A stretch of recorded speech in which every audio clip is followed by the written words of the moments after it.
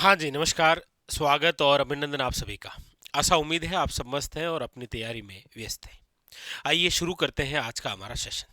जैसा आप सबको विदित है कि कल हमने एक सेशन शुरू किया था, जहां पर हम चर्चा कर रहे हैं राजस्थान की प्रमुख सभ्यताओं के बारे में।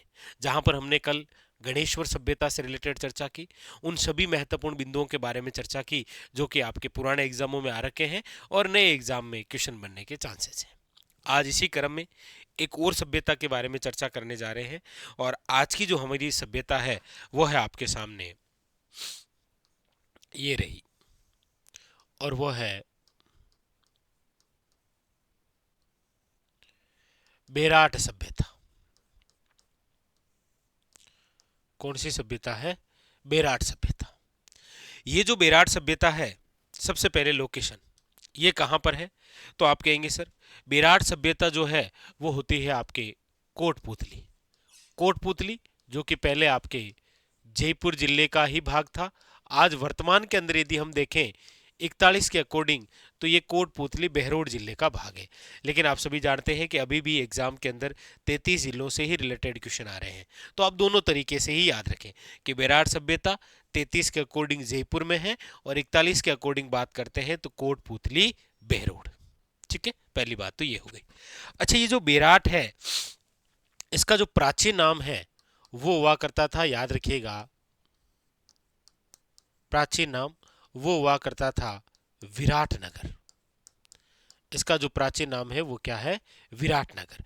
और ये जो विराटनगर है, याद रखेंगे, मत्स्य जनपद की राजधानी हुआ करता था। ये जो विराटनगर है ये आपके क्या है? याद रखिएगा, मत्स्य जनपद की राजधानी। और आपने यहां पर यह भी पढ़ा है कि ये जो विराटनगर है इसके जो राजा है वो हुआ करते थे राजा विराट। और राजा विराट के पास में ही आपको पता हो तो पांडवों ने अपना अज्ञातवास व्यतीत किया था। पांडवों ने अपना अज्ञातवास व्यतीत किया, याद रखिए। क्वेश्चन आता है अक्सर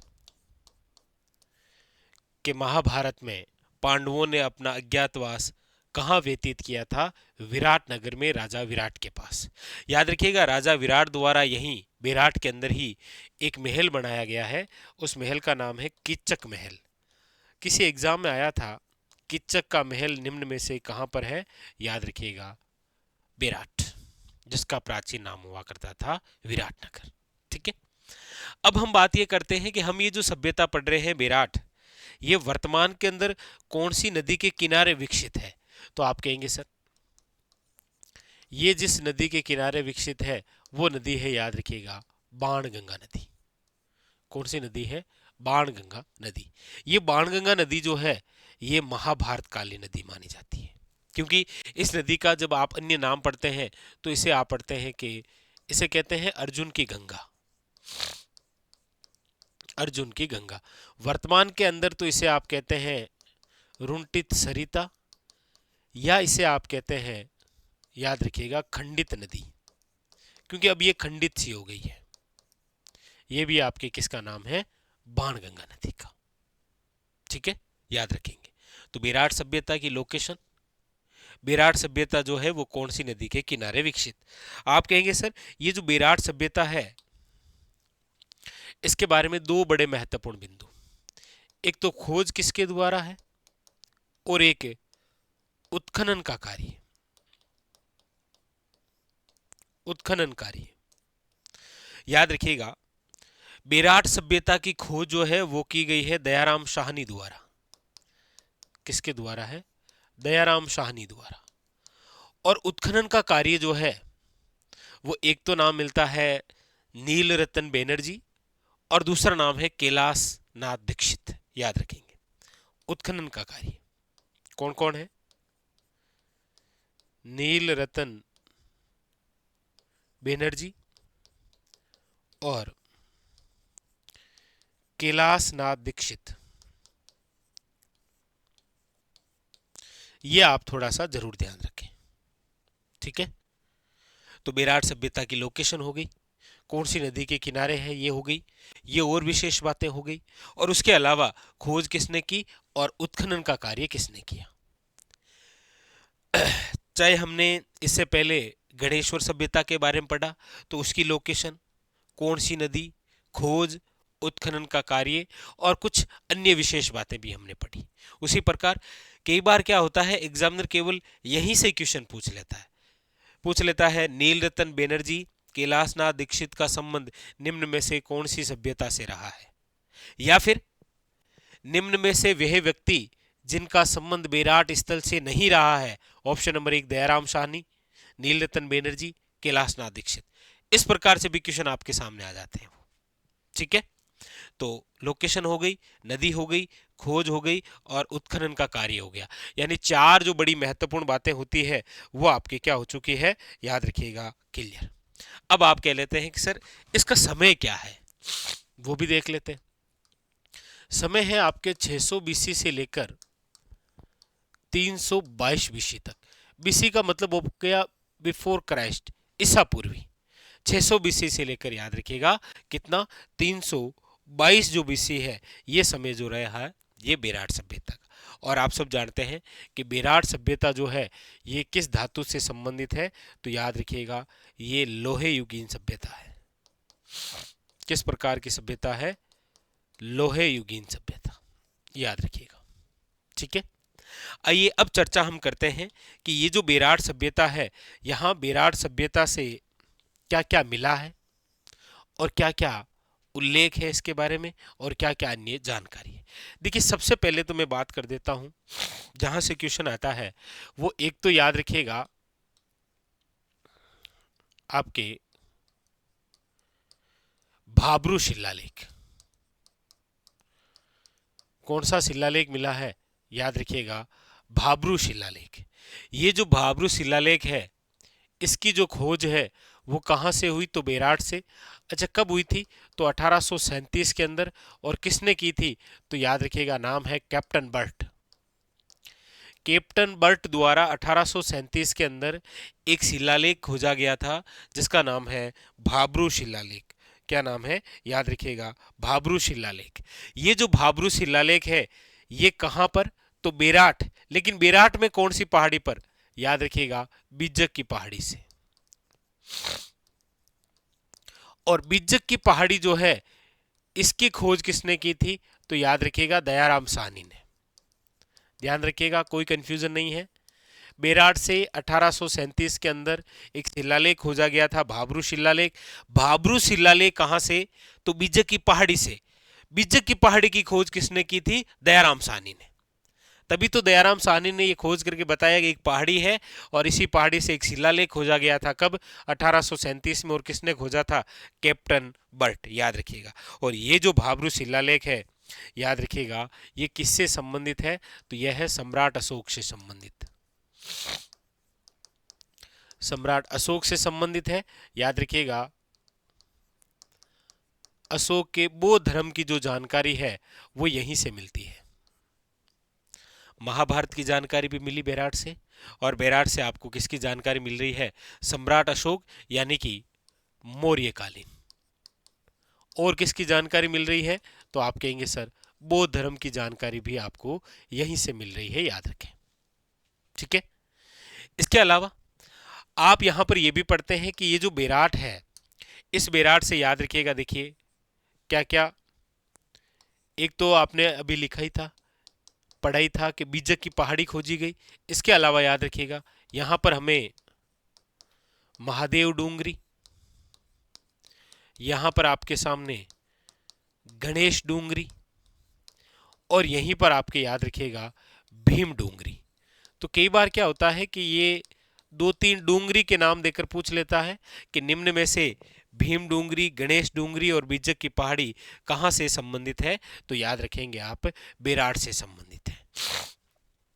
तीसरी महत्वपूर्ण बात याद रखिएगा, यहां से घोल चैत्य मंदिर की जानकारी मिली है, जितनी भी आप सभ्यता पढ़ते हैं, कालीबंगा है, आहड़ है, गणेश्वर है, बेराट, इनमें मंदिर की जानकारी या मंदिर के अवशेष, और वो भी गोल चैत्य मंदिर के अवशेष कहाँ से मिलते हैं, याद रखेंगे आप, बेराट स्थल से। कहाँ से मिलते हैं, बेराट स्थल से। Very very important. अच्छा, इसके अलावा यहीं पर आप याद रखें, सूती वस्त्र, खास क्वेश्चन है, याद रखिएगा कि यहीं से आपको किसके, सूती वस्त्र के भी अवशेष। यहां से हमें टकसाल की जानकारी मिलती है। टकसाल का मतलब है जहां पर सिक्के ढाले जाते हैं।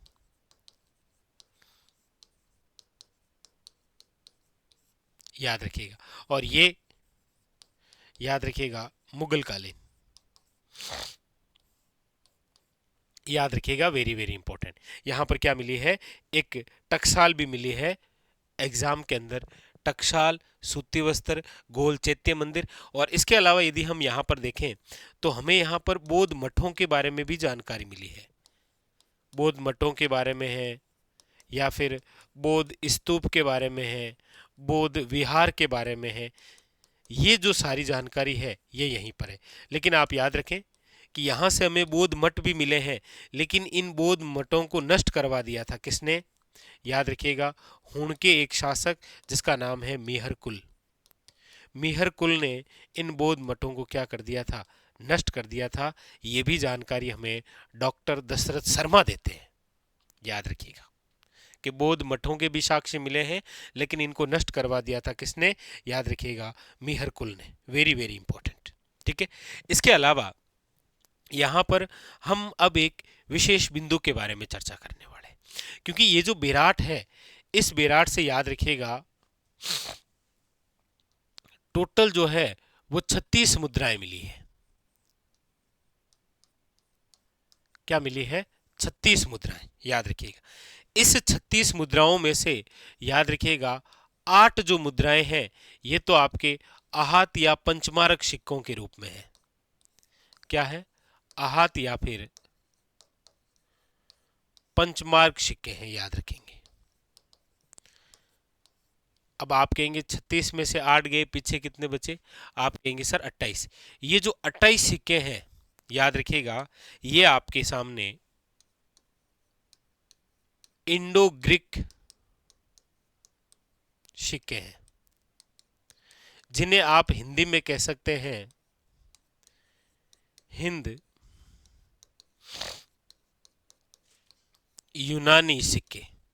तो एग्जामिनर द्वारा पूछा गया है कि बेराट से कुल कितनी मुद्राएं मिली है, याद रखिएगा 36।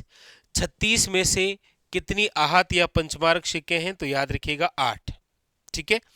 और उसमें अलावा 28 जो है वो क्या है, इंडो ग्रीक सिक्के।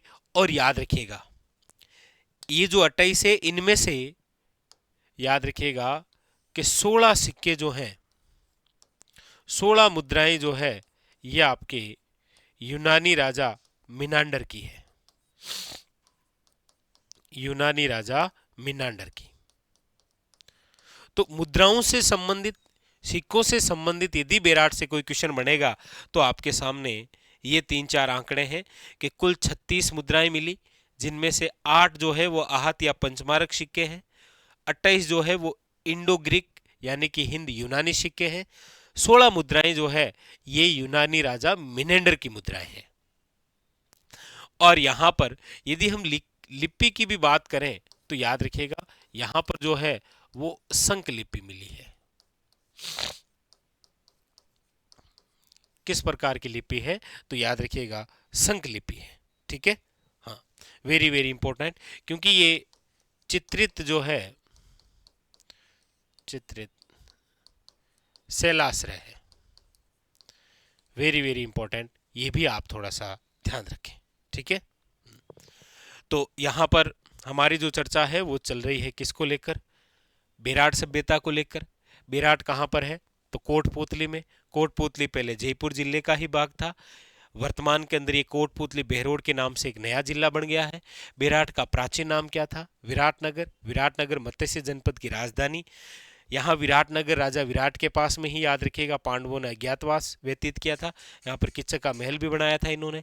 बाणगंगा नदी के किनारे है, लोहे युगीन सभ्यता है, दयाराम साहनी द्वारा खोज है, उत्खनन का कार्य है, भाबरू शिलालेख खोजा गया है, बीजक की पहाड़ी, महादेव डूंगरी, गणेश डूंगरी, भीम डूंगरी, गोल चैत्य मंदिर, सूती वस्त्र, टकशाल, बौद्ध मठों के बारे में भी आपको यहाँ पर जानकारी देखने को मिलती है। और उसके अलावा मेनली यहाँ पर ये जरूर याद रखें, काफ़ी बार क्वेश्चन आता है मुद्राओं से संबंधित। टोटल 36 मुद्राएं, जिनमें से 8 जो है वो आहत या पंचमारक सिक्के हैं। उसके अलावा 28 इंडो ग्रीक यूनानी हिंद यूनानी सिक्के हैं। इनमें से 16 जो है वो यूनानी राजा मिनांडर की मुद्राएं हैं, जो कि सूती वस्त्र कपड़े में लिपटी हुई मिली थी, याद रखें। और एक चित्रित शिलाश्रय याद रखें, संकलिपि जैसी जानकारियां यहाँ पर मिलती है। यानी कि ये जो हमारी पूरी चर्चा हुई, ये हुई आपके किसको लेकर, बेराट सभ्यता को लेकर। तो हम प्रतिदिन क्रम से एक एक सभ्यताओं के बारे में चर्चा कर रहे हैं, और जब तक आपके एग्जाम आएंगे तब तक मैं उन सभी महत्वपूर्ण बिंदुओं को लेकर आपके सामने इसी प्रकार के सेशन लाते रहेंगे, ताकि आपकी जो तैयारी है उसमें रिवीजन जो है वो एक इन शॉर्ट नोट्स के रूप में आप देख सकते हैं। ठीक है, आशा उम्मीद है ये सेशन आपको अच्छा लगा होगा। मिलते हैं इसी प्रकार एक और बेहतरीन सेशन के साथ, तब तक के लिए धन्यवाद।